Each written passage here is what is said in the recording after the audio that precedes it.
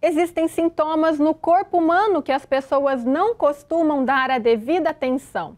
Normalmente, os desconfortos relacionados ao intestino são deixados de lado, o que é um grande erro. Para conscientizar sobre o tema, a Sociedade Brasileira de Coloproctologia criou a campanha Maio Roxo. O diagnóstico precoce de doenças inflamatórias do intestino é essencial, como explica o proctologista. Mas muita gente negligencia os sintomas e acaba retardando a descoberta e o tratamento. A ideia do Maio Roxo ela é muito interessante de uma maneira como a gente pode estar divulgando doenças inflamatórias intestinais, que é uma doença um pouco esquecida ainda no Brasil. No Brasil não, de um modo geral no mundo, não é uma doença tão rara, não é uma doença tão comum também. Mas ela vem aumentando progressivamente nos últimos anos. As principais doenças inflamatórias intestinais no Brasil é a retocolite ulcerativa e a doença de Crohn. A retocolite ulcerativa, ela acomete mais o cólon e o reto e ela é limitada somente ao cólon e o reto. Já o que diferencia ela da doença de Crohn é que a doença de Crohn ela pode acometer todo o trato gastrointestinal, desde a boca até o ânus.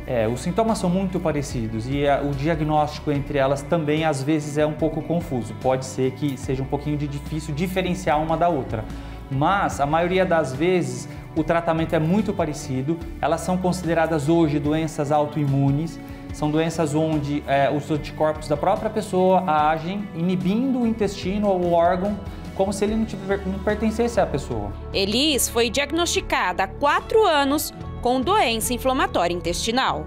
Desde os 20 anos eu vivo todos os dias, na verdade um dia de cada vez, a doença de Crohn.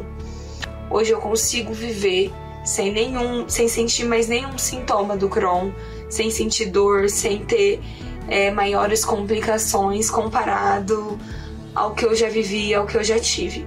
O mês de maio ganhou a cor roxa para chamar a atenção sobre as doenças inflamatórias intestinais.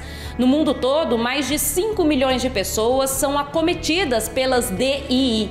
No Brasil, segundo a Sociedade Brasileira de Coloproctologia, essas doenças atingem uma média de mais de 13 pessoas a cada 100 mil habitantes. E destas, mais de 50% são doenças de Crohn e 46% retocolite ulcerativa. São bem parecidos com sintomas de virose, com sintomas de gastroenterite, de intoxicações. Então, às vezes, o diagnóstico realmente é muito postergado. Hoje em dia, a gente sabe, através de um estudo, que, em média, um paciente com doença inflamatória intestinal, ele leva 1 ano do início dos sintomas até o médico chegar e fazer um diagnóstico.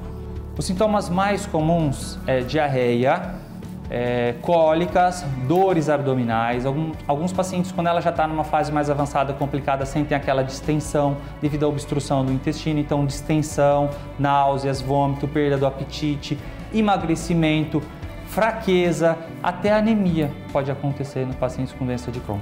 Quando ela acomete o ânus, que no caso a doença de Crohn é mais comumente a causadora de problemas em região anal, pode acometer também fístulas, saídas de secreção, abscessos e o paciente ele se sente como se estivesse vazando ou escapando fezes. Se você sente alguma coisa, se você vê que alguma coisa não está legal, procure um médico, procure uma orientação médica, faça exames, se preocupe e cuide do seu corpo. As pessoas ignoram um pouco os sintomas gastrointestinais, né? O foco maior às vezes é uma prevenção de um infarto, igual você disse, um problema cardiológico. Quando a gente tem uma diarreia, as pessoas, quando essa diarreia é de um início agudo, abrupto, o que eu quero dizer? Se essa diarreia começou hoje, de repente, o intestino funcionava normal até ontem, anteontem, hoje começou uma diarreia forte, cólicas, isso aí sim não é uma coisa que deva ser lembrado ou considerado importante, porque isso aí provavelmente vai passar sozinho, eliminou aquilo ali e vai embora. Mas aquele paciente que tem uma diarreia persistente, 1 dia, 2 dias, 5 dias, 1 mês, 2 meses, não deve demorar muito mais do que isso. Uma diarreia não é comum durar mais do que 1 mês. Diarreia, ela tem que ser resolvida no início. Mesmo as intoxicações, quanto mais tempo demorar, mais difícil vai ser o tratamento. Se a gente deixar a doença de Crohn e a retocolite, elas vão evoluindo e conforme elas vão evoluindo, cada vez vai ficando mais difícil de segurar as complicações dessas doenças. Fabiana Mingoni para a Rede Vida de Televisão.